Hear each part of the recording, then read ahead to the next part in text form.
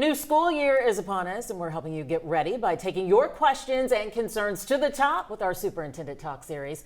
Joining us for a second year in a row now is Alief ISD's Dr. Anthony Mays. Dr. Mays, welcome back. So good to have you with us. Thank you. Happy to be here. Wonderful. How was your summer? Summer was good. Good. Summer was good. Busy, but good. We hope the students kept busy, but we also hope that they are ready and relaxed after the summer. I think they are ready. All right, good deal. Well, tell us what is new for the 2025-2026 school year in Alief ISD? Lots of innovation, lots of work to be responsive to the voices in our community. And so we've worked to provide choice, and so we know that vouchers are, a new thing of the land in the upcoming years, and so we wanted to add to our menu of choices in Alief ISD, and so that's what families can look forward to in the new school year. So you have a number of new campuses that have transitioned into what's called innovation campuses. Explain to us what that means. So innovation campuses, again, these are still the same campuses. Nothing's changed as far as the principals or the teachers, but programmatically we've added some options based on feedback from our families. And so we've added an opportunity for STEM pathways. We've also added opportunities for fine arts. And so what we found was we had kind of a hodgepodge of programmatic opportunities when you talk about K through 12. And so we wanted students and families to have a coherent sequence of opportunities. So if a student is interested in fine arts, they can be able to take advantage of fine arts at Reese Elementary. They can also take advantage of it in the next campus with Miller Intermediate and then Albright Middle School. And so when we talk about fine arts, we're talking about dance, we're talking about piano, we're talking about choir. Again, these students will get this experience all the way through to K through 12. And so again, just giving the family a coherent experience from the beginning of the time they enter to the time they leave. So the district had some of this programming before, but it wasn't as robust and specified to specific campuses. Correct. So we might have a high school choir program. Case in point, we have a huge ballet program. Problem is, there were no middle school ballet opportunities, right? So we want to give our students those prerequisite skills before they get to like high school, and it's like, oh, dance, this is new. How about I try it? No, we want you to be able to start to develop that expertise from the time you're in one of our elementary schools as you move throughout, again, K through 12. And so now a student that's coming in, they'll be able to get dance at the elementary level as well as the intermediate and the middle school level, culminating with an opportunity at the high school. How are students admitted to those campuses, and is this open to students across the entire district? It is. These opportunities are open to students across the district. So when we were trying to find out, what the interest level, we surveyed parents that were currently in our district. We also surveyed parents that had left our district. This was during the time we were working on our strategic plan. And so that insight is helpful, right? And so it's open to those that may have left the district at some point and want to come back, as well as those families that currently reside in Alief ISD. And so if you are zoned to one of those schools, right, that's still the school that you go to. Yes, ma'am. But if you wanted to go to a different campus, then you apply to go to a different campus. You can apply. All of our schools are available to anybody that wants to attend within Alief. This is just a choice that a family may have. So again, if you want fine arts, you'll look at that Reese pathway. If you want STEM, then you have Horn. You have a series of schools that you can be able to take advantage of for STEM. And so we just wanted to make sure that, again, as families were looking for choice, that they had choices, again, K through 12 in Alief. What does the curriculum look like at these schools? Like, how will it look at those campuses this year versus last year if you're a student attending school there? So the core will be the same. You still will get your math, your math and science, and English. These are additional components. So now a student will be able to, again, learn how to play the piano while you're in elementary school. You'll get a chance to learn dance while you're in elementary school.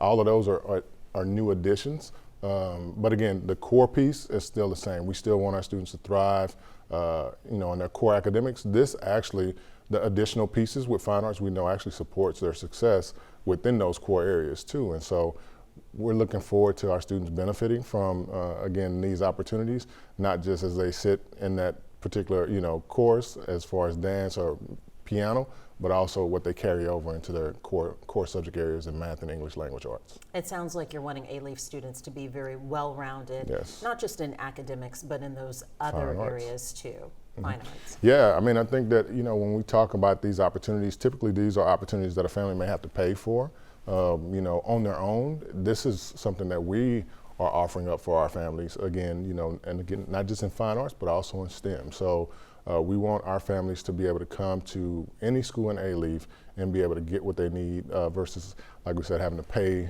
for an opportunity that they may not be able to afford to pay for. That's so true, because we know year to year that there are financial needs and financial hardships among families. And so oftentimes these different activities aren't accessible to them.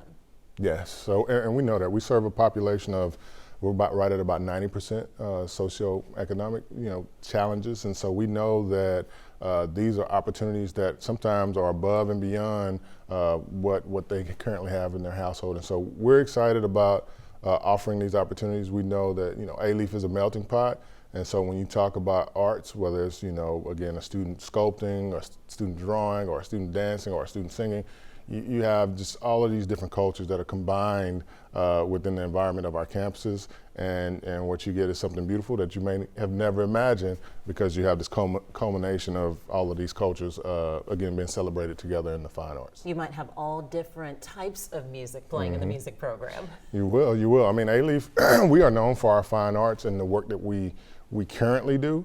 We're one of the top districts as it relates to fine arts, and so this is only going to help us get stronger. Fantastic. Will there be more innovation campuses? Does Alief hope to expand? Yeah, so right now we have, of course, the focus with the fine arts. Next year, the year 26-27, we'll be opening our first gender-based school with our all-girls school. We currently were awarded $1 million to be able to open that campus, and so that campus too will focus on, again, art, STEM, and business, because we want those students, we want these young ladies to be able to leave us prepared to lead wherever they go. And so this is an opportunity for us to, again, add a different choice in Alief. And so while we have fine arts, we have the all-girls school, we have the STEM pathway, these are pieces that we're going to continue working from year to year to just strengthen and refine. But for this year, we're super excited about parents and families that are taking advantage of it. $1 million investment, where do those funds come from? So our all-girls school network currently supports schools, these gender-based schools throughout the state of Texas. And so we were afforded this opportunity. We feel, incredibly blessed to have this opportunity, and incredibly blessed to have them as a partner to help us with this work. And so we're excited about what this means for the young ladies in Alief or beyond that want to take advantage of what we're going to be offering next year. Have you visited some other all-girls campuses? I know there's one, I have visited personally in Aldine ISD. Yeah. Have you visited some of these campuses? We have, and so of course we've done a year of homework, so we've of course gotten a chance to visit the school in Fort Worth, Isleta. We've gotten a chance to visit at Austin. We've got a chance to visit schools throughout the state that offer this opportunity, and so I have a little niece that also was a student in one of those programs. I watched a young lady that I got a chance to, I consider her my goddaughter, but watched her grow up and take advantage of this program. She's now in college, but just watching what this opportunity can do for a young lady that has an opportunity to take advantage of it is life-changing. And so we want to be able to change some lives with this opportunity right there in Alief. Again, I know parents will hear about this all-girls school campus that we're talking about and say, how do I get my daughter in? Same thing. If you're in the district, it's open to any young lady? Any young lady in Alief can apply. We're already promoting and pushing. If you look on our socials, you'll be able to find opportunities to learn more about it. We'll be standing up opportunities within the community for the principal to be able to communicate with our families about, here's some of the things that we're going to be offering, here's some of the things that you might want to consider as you look at this all-girl option. So throughout this year, we'll be communicating about that opportunity, but families can currently look on our socials and be able to learn more. We also have a landing page kind of already set up with a early FAQ, so there's opportunities for families to learn more. So from the all-girls campus that's coming in the future to your innovation campuses that we'll see this school year, is the district doing this in part to help with decreasing enrollment, also competing with school vouchers and school choice as well too? Yeah, it's a combination of those two. In addition to, we just want to do great things for kids, right? So yes, we're competing with vouchers. Yes, we've seen challenges with declining enrollment, but we know that this is a good thing and the right thing to do for students. And so we're looking forward to providing this opportunity. I think as we talk about school vouchers as a new normal, we hope that this is a big step for Alief in terms of competing against those opportunities, because we do feel like the best choice in an Alief for any family. So. Mm-hmm. Are you worried about any more attrition, or do you feel like this helps assure things up with keeping your student enrollment levels on the increase versus decreasing? Yeah, I think that what we've seen is a slowing of the loss. I think that we saw significant declines about 2 to 3 years ago when I walked in, and I think that we've seen that slow down pretty significantly. So we feel pretty good about our return on investment, not just with our innovation schools, but with our communications team ability to market the programs that we currently have, because we have a lot of robust opportunities right there in Alief. The thing that public schools have to get used to doing is dealing with competition from charters and sharing what those opportunities are. And so, gone are the traditional times of, families just walking into their neighborhood school. It really is about us putting our best effort forward to sell the programs that we offer to families, because families are making choices and we want them to make Alief their choice. Mm-hmm. The new campuses are really exciting. Let's talk about vocational and trade programs plus college readiness. Mm-hmm. We saw with the survey, a lot of parents wanted to see more done with college readiness across the board. What is Alief doing, and what is Alief doing differently for students? Yeah, I think that when we talk about college, career, military readiness, we've watched us make significant progress within these last 3 years. And so we've nearly doubled the percentage of students that are college, career, military ready. So we went from 40% to we're projected to have about 83% of our students be able to show that they're college, career, military ready. And students show that by earning industry-based certificate. So if a student wants to do, air conditioning or welding or any kind of, programmatic opportunity that we offer in Alief, they earn that certification, and when they leave Alief, they're ready to go to work. And I've seen this happen in real time with welding, where there's a significant demand for people to have that skill set. Our students will leave Alief and go right into the labor market by the time they graduate. But you also have, on the other end, you have students and families that are interested in looking at college opportunities. So recently we kicked off our Teach Alief program, which offers families or students an opportunity to earn dual credit as they work their way into becoming a teacher and coming back to Alief. And so we've put that partnership together with Houston Community College.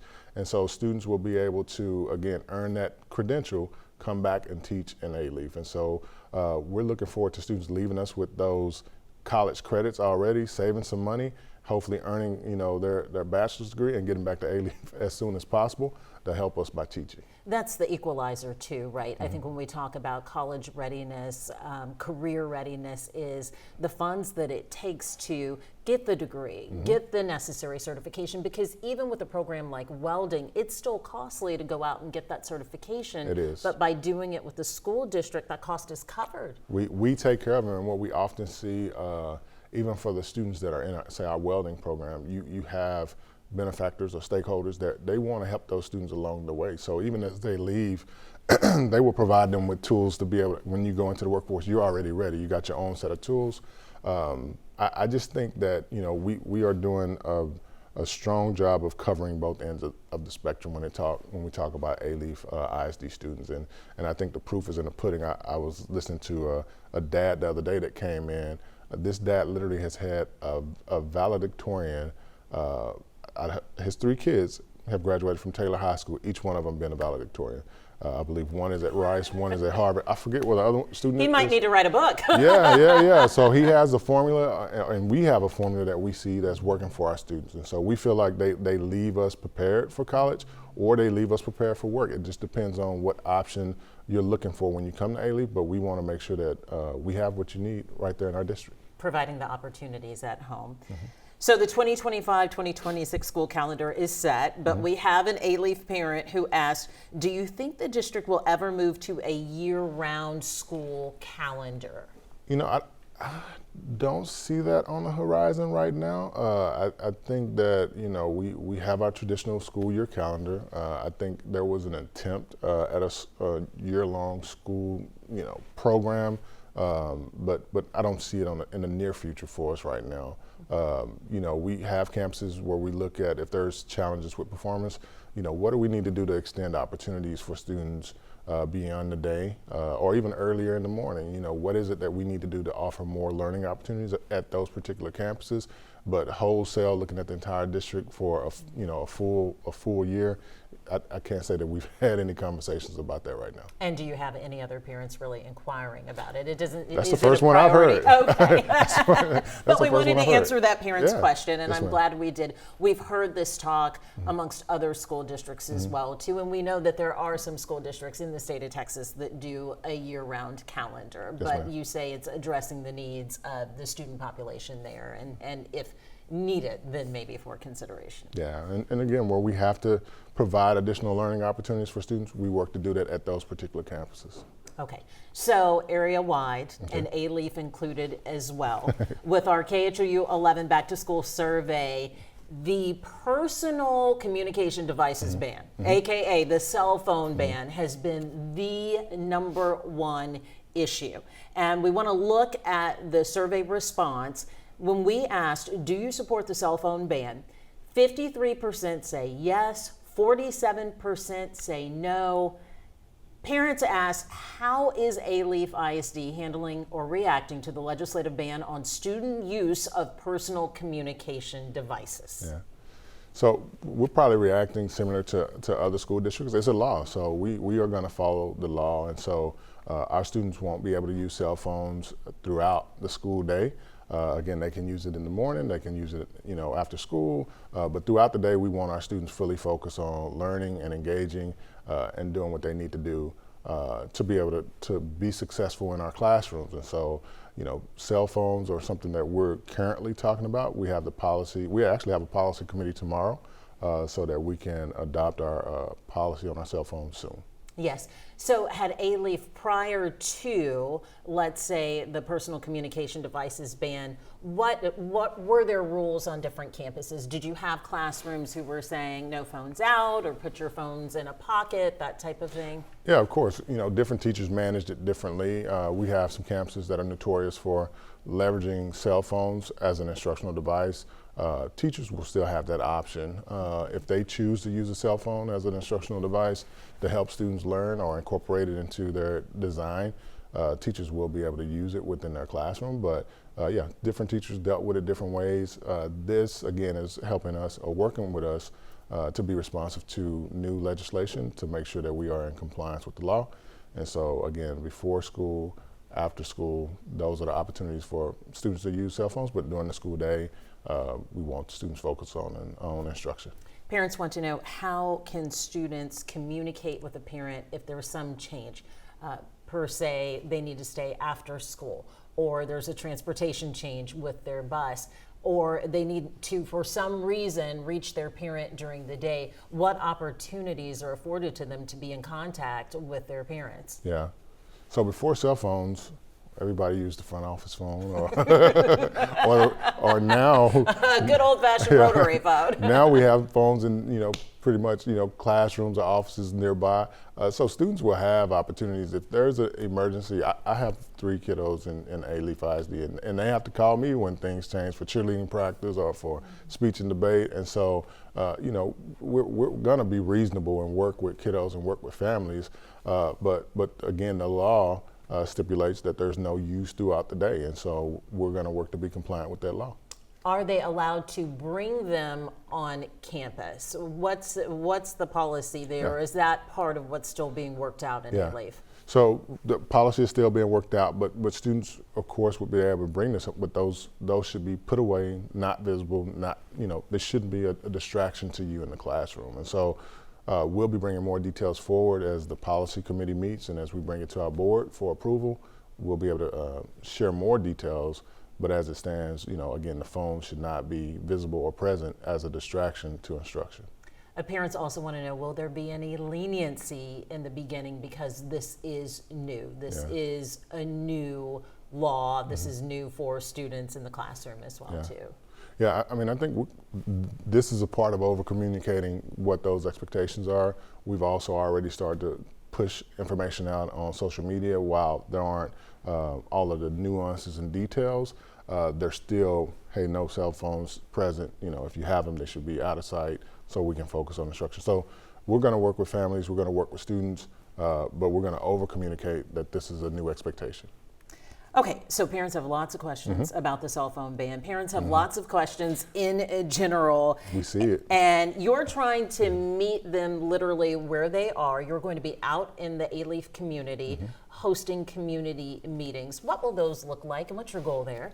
Yeah, so the goal, when we look back at it, when we first entered into Alief, I began with these community meetings, and these community conversations served as like a roadmap.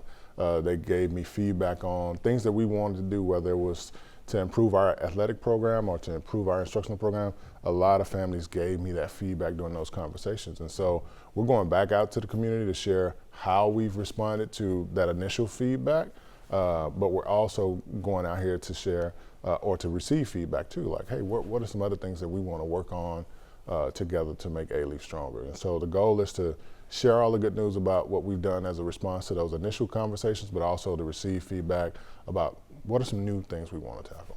So this is a two-way dialogue as is. well. Parents are invited to come and offer feedback and commentary Yes, ma'am. too. Okay. And is this something that you plan to continue to do throughout the school year as well? Bless you. Thank you. No, we'll do it. We have at least 6 meetings set up for the beginning of the year, but families can always engage with Alief. Whether it's coming to the Alief Central Office to communicate with us or communicating with principals and campuses, we're always readily available to listen and hear ways we can strengthen whatever it is that we need to do for those families and those students. But these meetings, we have 6 meetings set up. And we'll be in different parts of Alief at different campuses at different grade levels, so we can get a good sense of whether it's our elementary families or our middle school families or our high school families, whether they're on our east side or on our west side, what are the concerns, what are the challenges, and how can we be responsive to those? And how do families find out more about these meetings, where they are, when they are? So socials, so we pushed out all of those dates early. Our first one is actually tomorrow evening at Taylor High School. And so, but we have that information available on Twitter, on Facebook, on Instagram. It's been pushed out on LinkedIn. We pushed it out all over. Okay. What are your hopes for the 2025-2026 school year for students and for staff as well? Hopes that we lean into, again, supporting and meeting the needs of our students. I think that, we've had some challenges in terms of, state funding. You and I have had some of these conversations over the course of my time here in Alief. We've really worked to be responsive to some of those challenges. We passed a tax increase last year to be able to pay our teachers more and to address challenges with inflation. And so we feel good about what we've been able to do in terms of teacher compensation and getting qualified, certified teachers into the classroom. And so the hope is that we will all band together to do what we need to make sure that all of our students are successful in Alief. We feel like, again, it's the best district here in Houston, and we want our families to feel that way too. We want our students to feel that way too, but we know it's going to be vital that we all work together to make this a special place. Dr. Anthony Mays, we wish you a phenomenal school year. The same for your staff and students as well. We thank you so much for your time. So good to speak with you again. Hope to speak with you during the school year as well too. Thank you. Thank you. And thank you for watching. Until next time, I'm Mia Gradney with another installment of the Superintendent Talk series.